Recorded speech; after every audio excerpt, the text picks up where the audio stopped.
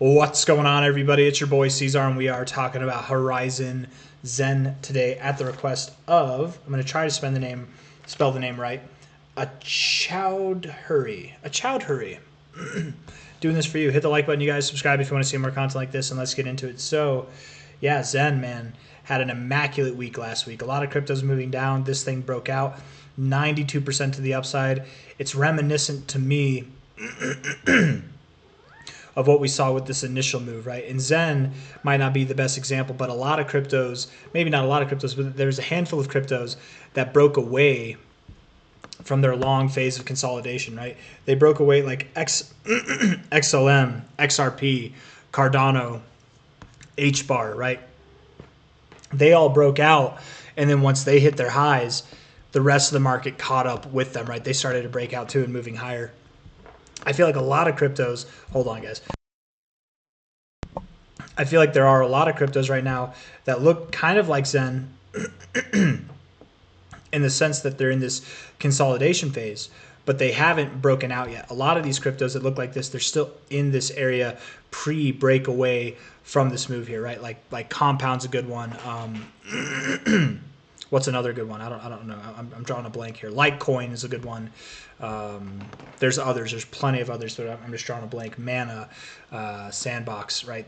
There's others probably too beyond that, but they look like this right now without this move, right? So ZEN being a let's just say a market leader in this sense could be a good thing. It could suggest strong growth through the rest of the cycle. Generally, the market leaders per crypto cycle have been the best performers, or at least some of the best performers. And I say generally.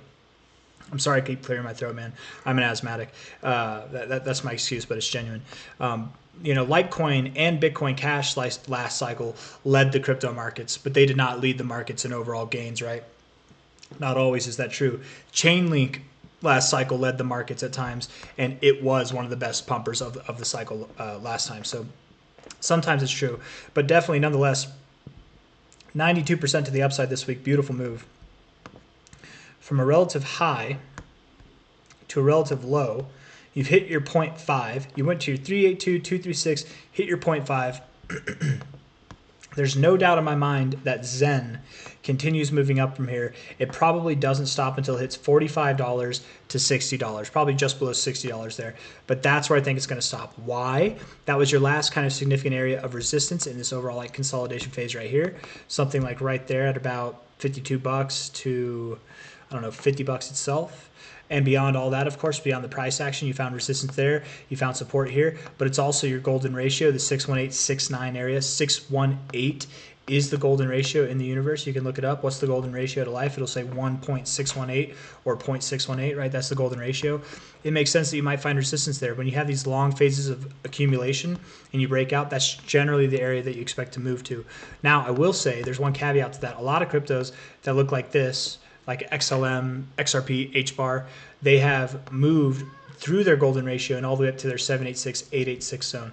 I'm not saying that this one has to, but that does, these cryptos, they kind of follow each other much like siblings do, right? They see one of these coins doing something, they're like, hey, I want to do that. I'm going to try that next. And the thing that this coin might try that it's seen its other brothers and sisters do in the market is move up to the 786, 886 level and bypass the 618 area that you would normally stop at. So I think it's very reasonable and acceptable to talk about prices as high as $82 to $116 by the end of this move. It's acceptable to talk about them.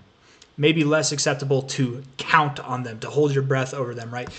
Don't count them out. Don't throw them out as an expectation, but don't count on it either, right? I very much do believe we would at least see, 45 to 60 bucks, but there is a decent potential that we could go to $82 or even as high as $116 by the end of January.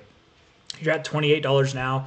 You had a 92% move, so calling for prices up in this area between 80 bucks to 115 bucks. I feel like that's a tall order in itself, but this is crypto.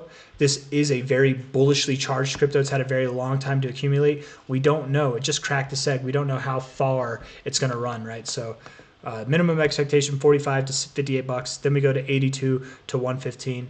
Just because you break above 58 doesn't mean you have to go to this area, but likely that would be my expectation. Really, I think if we see prices above 53, there's probably a decent chance that we could see $82. That might be enough conviction in itself, but let's just go from there whenever we see it. From a relative high to a relative low here, your next fib target, likely, I doubt you stop at the 1618, likely you stop at the 1886, and that lines up very well with this resistance area and support area. The reason why I think you don't stop at the 1618 is just because of how bullishly you've moved through here, right? You didn't stop at your last golden ratio, you actually tore right through it.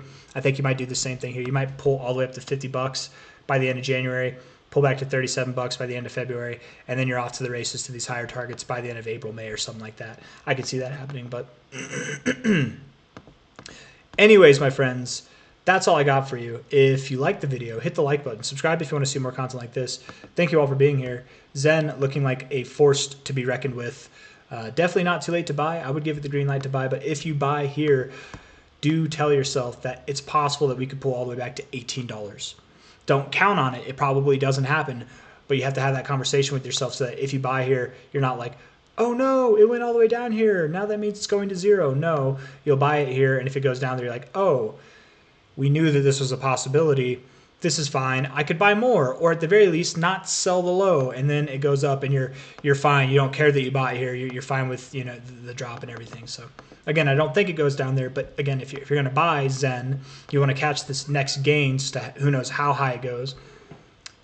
Prepare yourself mentally that you just bought something that's pumped 92%. And I still think it's at a decent price to buy because even with the potential downside risk, the upside risk outweighs it by a lot. So that's all I got, guys. Hit the like button, subscribe. I'll see you on the next one. Bye.